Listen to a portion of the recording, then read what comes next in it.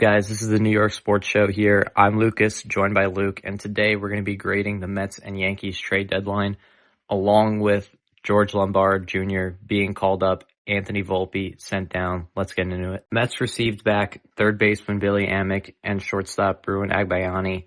Both are prospects in the Twins minor league system. I wanted to note that Amick in Double-A this year has hit 23 home runs, knocked in 72 RBIs. He's batting .217, but he does have a .338 on base percentage, and he has an .820 OPS, very respectable. As long as he gets the batting average up and continues to move through the Mets farm system, I believe that Amick is a player that could eventually find himself in the major leagues for the Mets. And Minter was good. Obviously, since the All-Star break has concluded, he struggled a little bit, but I think that Minter was a guy that the Mets rightfully traded. Next player is a player that every Mets fan knew was going to be traded, is Freddie Peralta. They traded him to the Tampa Bay Rays, and in return, some more prospects. They got outfielder Aiden Smith, right-handed pitcher Gary Hill, and second baseman Emilian Petry. I wanted to note Petry's stats. In 37 games in Double-A this year, he has 3 home runs, 10 RBIs, a .323 average, a .451 on base percentage, a .492 slug, and .943 OPS. So he's another guy that could easily be in the Mets, on the Mets major league team, maybe even next year or 2028, whenever, but in the near future.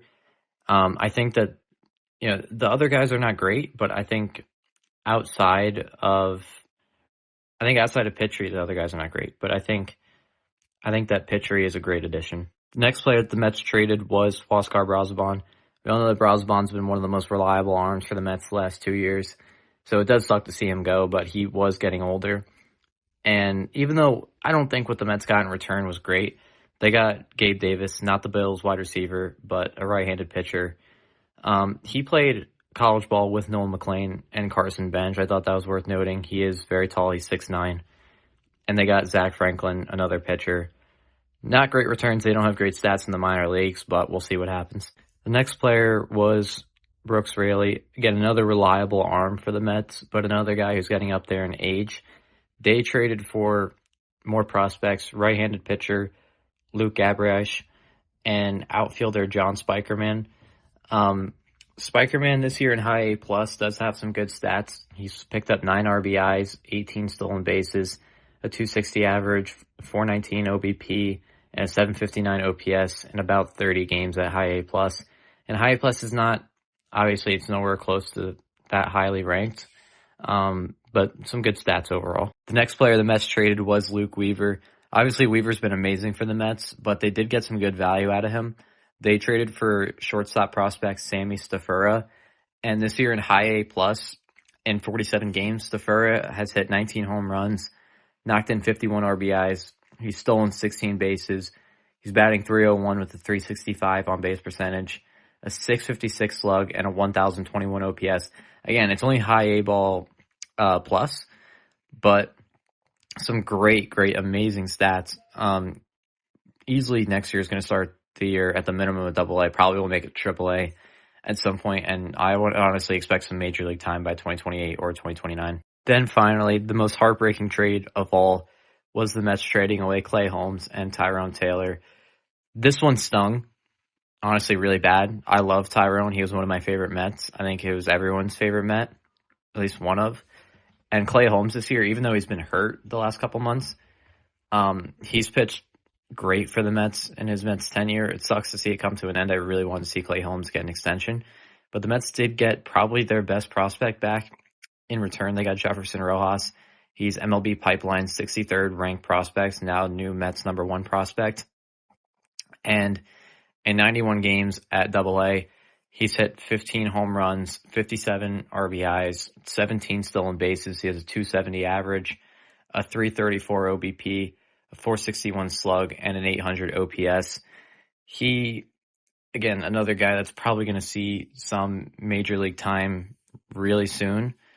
Maybe not this year, but definitely can expect it next year. My final grade for the New York Mets 2026 trade deadline is a C+.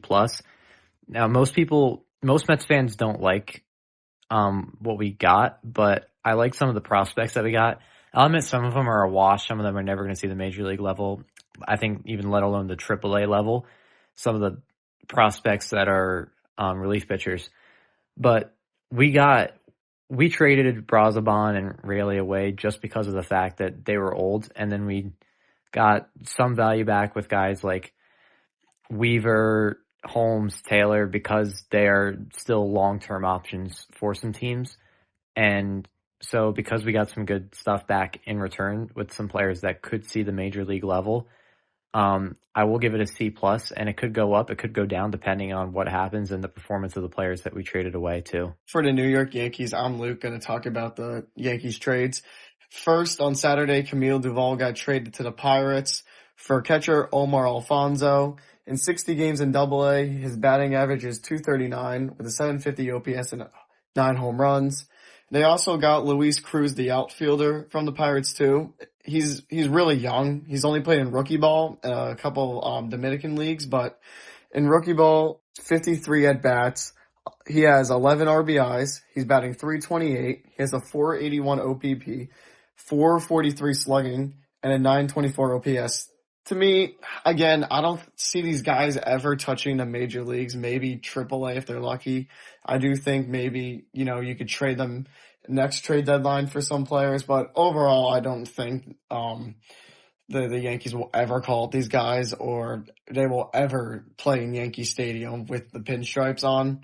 But this is a good trade to me because I feel like Camille Duvall, he was horrible flat out this year for the Yankees, and obviously last year he was really good. I loved how they traded for him, but he just wasn't good on the Yankees this year, and was a reason why they were very, very bad in June and July.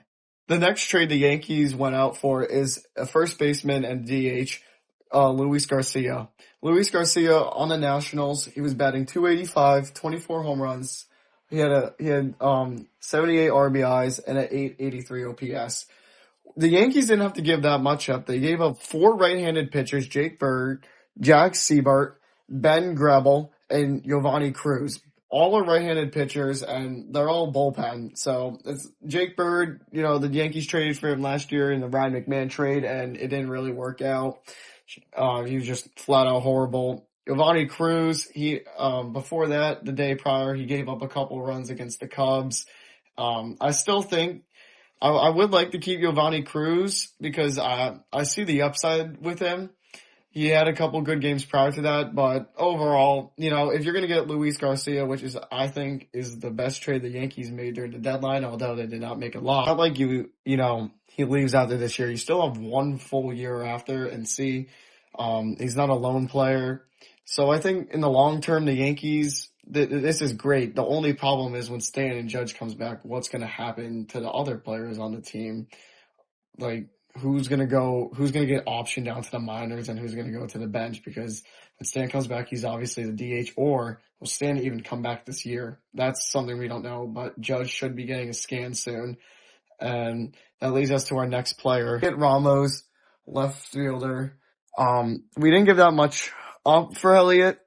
Just a left-handed pitcher, Henry Lane, shortstop Keenan Kent. They were in the single A and high A and double A, I think they were in. I don't know. I think one was in the Hudson Valley Renegades team. But Heliot Ramos, he's batting .264 with 9 home runs, 34 RBIs, and a .728 OPS. A lot of fans don't like this move, but I like it a lot because I think he's better than Grisham. Defensively, Grisham's better, but offensively, I think Heliot Ramos is better. But overall, I think the Yankees still did not find a catcher during this trade deadline, so I could see why fans think this was bad because it was kind of useless. Next I would like to talk about is the newest player who just got called up to the Bronx is George Lombard, shortstop. He's only 21 years old. He's been proven to be good. 19 years old, he moved up to Double-A, and then this year he got called up to Triple-A. Do I think he will make a major impact and will help this team? No, it's very doubtful that he will. 21 years old, it just reminds me of Anthony Volpe all over again. Volpe was this insane guy, and at 21 years old, he got called up. He was the starting shortstop. They called him the next Jeter. I don't see it, honestly. I don't see him I think he'll be okay. I just don't think he'll be good, like as people are saying, especially for your first year. And it's not even a year. He's only going to play 2 months, maybe, because of September and August. But we'll see how it works. They did send down Jason Dominguez, and Anthony Volpe and Chevali, who gave up the 6 runs and made the Yankees choke last night. I do think Chevali is good, in my opinion. He had a 0.57 ERA. The last run he gave up was against the Angels in April. Again, when Mike Trout and Oswald Peraza were popping off. So, do I think this helps the shortstop? It just makes it more exciting. I don't think it helps. He's better defensively than Volpe. I'll give him that, because spring training he was very good. He could play third and short, maybe a little bit of second. So you can move him around. Caballero could play short one day. He could play third. He has very good contact, so maybe that will help. But overall, I don't think this is going to help the team that much. I think, it sucks because there's no trades anymore, so you can't get a catcher. I hope Lombard works out, but at the end of the day, I don't see it. I don't see George Lombard working out. Maybe next year, when he's more used to it, but I just don't want Yankee fans to be shocked if George Lombard is horrible. I don't want any raging from any sports radios or any commentator saying that he sucks, because what are you going to expect? You're calling up a 21-year-old who dominated in AAA, and he has a high strikeout rate too. So he chases a lot too, just like Spencer Jones. We all thought Spencer Jones was the next Aaron Judge, and now he's just starting to pick up the pace a little bit in the majors. Well, this trade deadline was pretty disappointing. A lot of hype towards Yankee accounts, and Brian Cashman was saying that we really need a catcher. Catcher is very weak right now. He's basically calling out Austin Wells. So I really thought the Yankees were going to do much better than only get 3 players, and they didn't. It was just so disappointing to see that we got no one, pretty much. The team did not really improve besides the designated hitter position. That just means Stanton is done. Overall, I would give this grade a D+, and I think that's even being generous. You didn't cover any positions you needed. You didn't get an extra arm out there for your bullpen or just a starting pitcher. You didn't get a catcher. You didn't get a shortstop. You didn't get a third baseman. So now you're just preying on prospects that the Yankees are known for not having a good farm system. Although George Lombard is their best prospect in a while, you're preying on that to work out.